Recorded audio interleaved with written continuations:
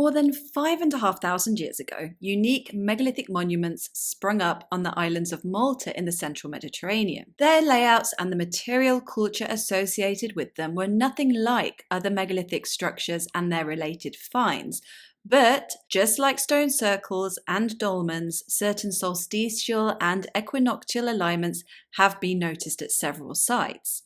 Now, a new paper published in the journal Archaeological and Anthropological Sciences has dug deeper into the archaeoastronomical significance of the Maltese temples and has suggested that they were, in fact, oriented towards certain stars, and that these celestial alignments may have been made to offer instructional navigation to young seafarers.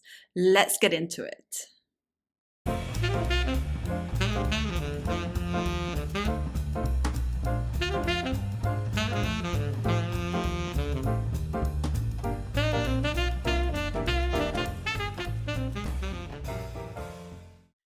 Although the designs of early Neolithic pottery on Malta point to two waves of migration from nearby Sicily or southern Italy, its relative isolation is likely what led to the distinctive architecture and art that evolved there from 3800 BCE onwards. The above-ground buildings are usually referred to as temples because all the evidence points towards ritual activity having taken place in them, although the exact nature of what this was isn't clear. They certainly weren't used as dwellings or for burials, but some were built over the sites of earlier settlements. 9 of these temples are still in pretty good condition, others bear only traces in the landscape, and a few were discovered and recorded in the past only to be lost or destroyed forever. The location of the temples analysed in the paper are shown on this map.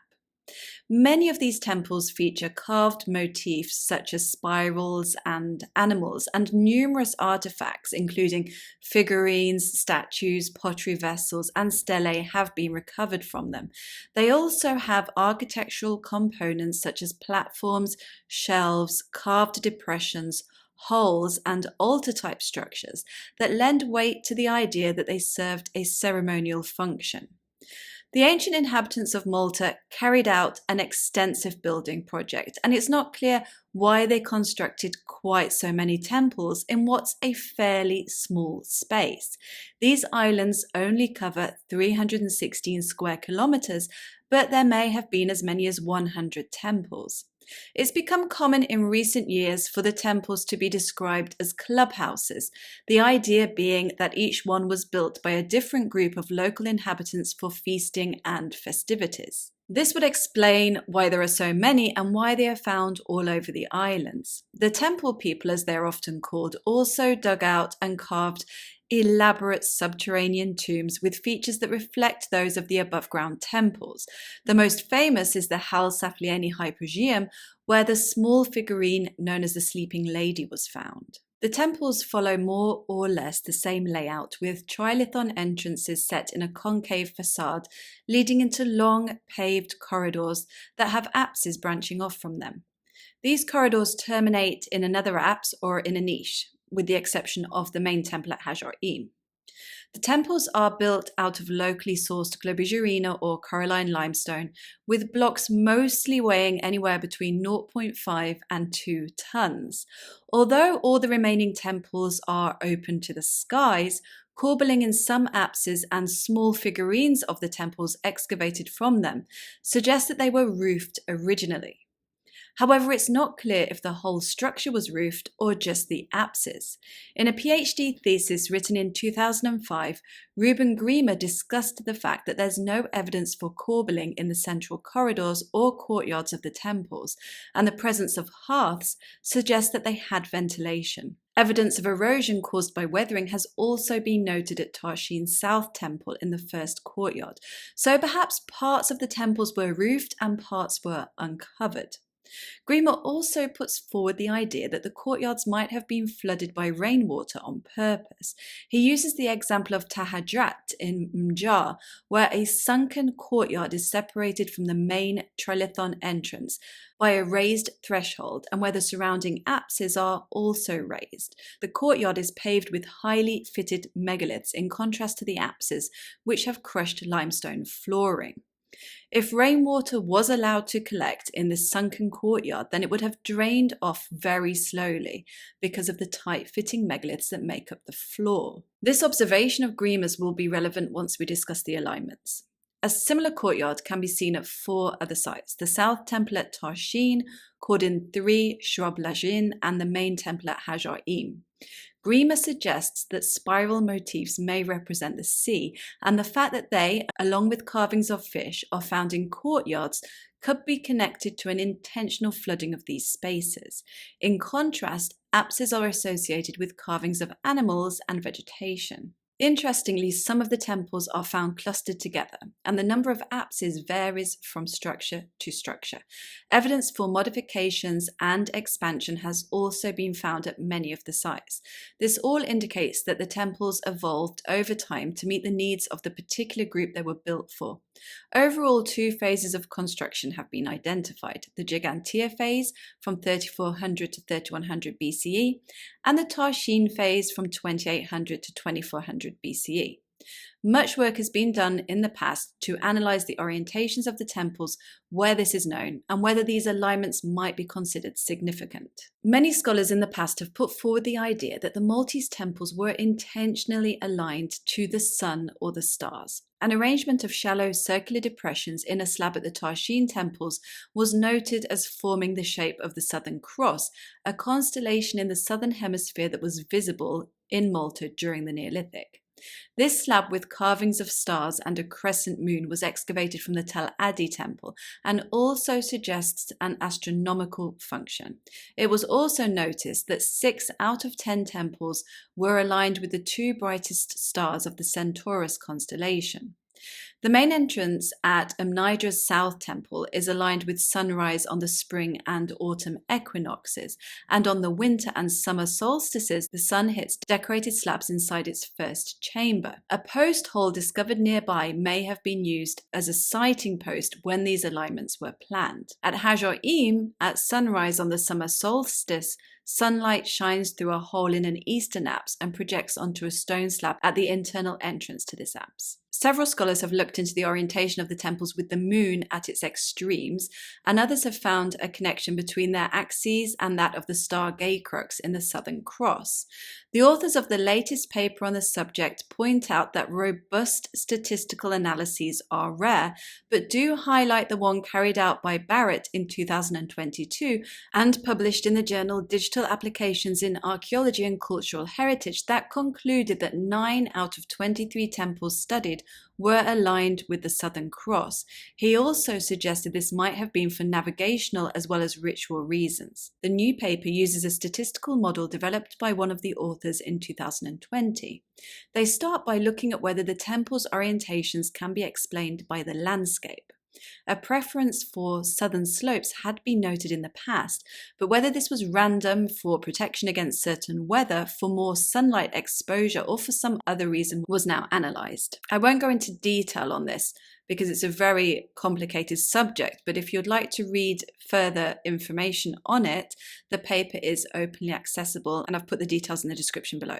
The authors didn't find that the weather or topographic features could adequately explain the orientation of the temples. The celestial alignments of the temples were then analysed statistically. The researchers found that temples built during the Gigantea phase, so that's the earliest one, were oriented towards declinations between minus 33.7 degrees and minus 28.1 degrees. What's interesting is that there are variations in the architecture of Gigantea phase temples even though they are all oriented similarly. However, the later Tarshian phase temples are much more similar in design to each other, but their orientations are not consistent. Although some of the Gigantea phase orientations did fall within the solar and maximum lunar ranges, this wasn't statistically significant. Instead, the authors found that the data supported intentional orientation towards the star Avior in the Carina constellation, Gay Crux in the Southern Cross constellation, and Hadar in the Centaurus constellation. The authors also discuss seasonality, because we do not see the rising and setting of a star every single night of the year. In fact, the year can be divided into phases based on their observable rising and setting. Avior, Gay Crux, and Hadar are not observable during the summer because they rise and set when the sun is up. When they first appear at dawn, this is known as the heliacal rising. All of these stars had their heliacal rising around the September equinox and would then rise 4 minutes earlier every night throughout winter until March. From the beginning of March, Aviar could only be seen when setting. By the middle of March and the end of March, the same applied for Gay Crux and Hadar, respectively. Then, in early April for Aviar, early June for Gay Crux, and close to the June solstice for Hadar, they would have their achronical setting, this being the last time before the summer when they could be seen at night until the heliacal rising occurred again. The authors of the paper point out that we can't be sure that the ancient inhabitants of Malta targeted these stars or their constellations intentionally. However, if they did, then the obvious question is why? The 3 stars discussed in the paper have all been used for sea navigation since historical times and are listed in the Nautical Almanac.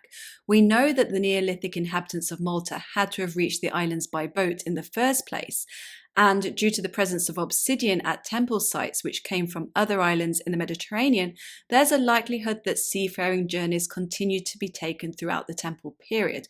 Although not a lot of obsidian has been recovered, so it's debatable just how much travel did take place. But it's suggested in the paper that these stars may have held special significance because of their use in celestial navigation for seafaring. Gay Crux and Avior have similar brightness and are both in similar asterisms, the former in the Southern Cross and the latter in the False Cross. Hadar is also often used to identify the location of the Southern Cross. But why build temples aligned with them?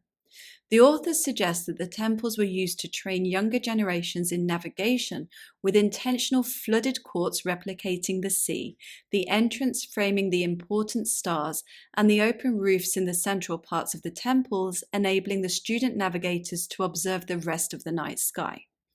During the Neolithic, trips to Sicily could have been taken during the day, since Mount Etna and the Himalayan hills to the south are largely visible in ideal weather conditions. However, the return journey to Malta would have been much more difficult and would have required additional navigation aids. Therefore, it's not inconceivable that such journeys were taken at night with the guidance of the stars. Not all temple entrances are aligned in this way, but they could still have been used for the students to memorize star paths or linear constellations. At Cordin 3, an intriguing stone object, unlike anything found at other sites, does resemble a canoe and may have been used in this simulated environment. The fact that these orientations disappeared during the Tarshian phase could mean that the earlier temples continued to serve this purpose, but the new ones didn't need to, or that different navigational routes now became important. Personally, I've always said that I do think megalithic alignments probably go further than the solstices and equinoxes, and that their role was likely immensely practical. So this idea of the Maltese megalithic temples being navigation simulators is very appealing. But as the paper points out, it's pure speculation at this point. I hope further research is done on this.